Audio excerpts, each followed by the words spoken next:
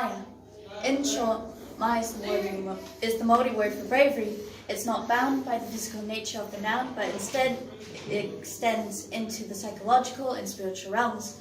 Maya is a word that carries great mana, and thus it was fitting that my friend was named as such. Maya was beautiful, beautiful in person and beautiful in spirit. Sadly, she had succumbed to a world of darkness, a malevolent world where beasts of self-doubt live, where creatures of oppression walk, where monsters of exclusion feast, and where negative energies manifest. Maya felt she could fight no longer. She was taken. Her words and actions have left us with a challenge. She has made the ultimate sacrifice to bring about change. Change in education, change in the health sector, and change in society. The time is now. Kia Maya Tato, we must be brave. People will argue that the education system and your educational journey is one of the most important parts of your life. That will lay the foundation of your future. It will teach you what you need to know. Algebra, book reviews, chemical equations, the Industrial Revolution, and so on. But do those things really matter? Are they life or death learnings? Not once have I had a lesson on how to be more open about my problems or feelings, or how to endure a toxic home life, or how to handle a mentally ill person, and especially not about how someone can get to a point in their life where they will take their own life. The Ministry of Health reported in 2016, 527 people took their own life.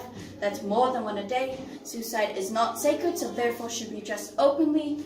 We need the education system to change. We need the education system to bring awareness to young minds. We, the leaders of tomorrow, need more than just algebra and book reviews. Don't continue to let conversations of suicide remain as frequent as cracking open a rock and finding diamonds. What I mean is never.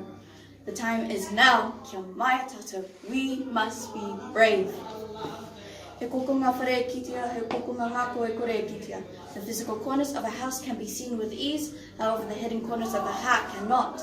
We have become extremely skilled at identifying the easy things, the physical cuts, scrapes, and scars. We pay more attention to the anxious, to the asthmatic over the anxious, or the diabetic over the depressed. In the grand scheme of things, the mental health sector of our country is poorly funded, and the statistics clearly show that they need the most help. The 2016-2017 New Zealand Health Survey finding that 1 in 6 New Zealanders have been diagnosed with a common mental illness. The health sector of our country has $16.77 billion at its disposal, and only a small portion of that is gifted to our mental health sector, and only a measly $8 million pushed aside for our Rangatahi Suicide Prevention Fund. While that may sound like a lot of money, psychotherapist Kyle McDonald claims that the funding boost was insufficient. He quotes that since the 2008 funding increase represents a 28% increase in spending, despite a massive 60% increase in demand. The time is now. Kia Maya Tato. We must be brave. Finally, I'd like to challenge society's view on how we express ourselves, especially our tāne, our young men. There is an epidemic of having a staunch facade that has been festering within our men for decades, implanted into our minds by our parents, our parents' parents, our parents' parents' parents. You get the picture. The lethal need to appear strong and unwavering has infected the male gene. Everyone should feel free to share their stories. Our tales of vulnerability and fragility should be listened to by unjudgmental ears, remembered by unstigmatic minds, and retold through accepting voices. The Ministry of Health reported in 2006, 526 people took their own life. In 2015, that number was 527. Over a 10-year period, nothing has changed. So let us rid the shame about speaking about our weaknesses. Talking about our feelings and problems must be normalized. The time is now. Kia Maya Tato. We must be brave.